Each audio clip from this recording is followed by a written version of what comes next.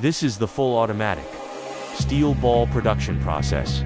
We use high carbon steel rod as raw material. The material is cut and cold, headed into steel ball blanks. All burr, RS and flashes are removed after forming.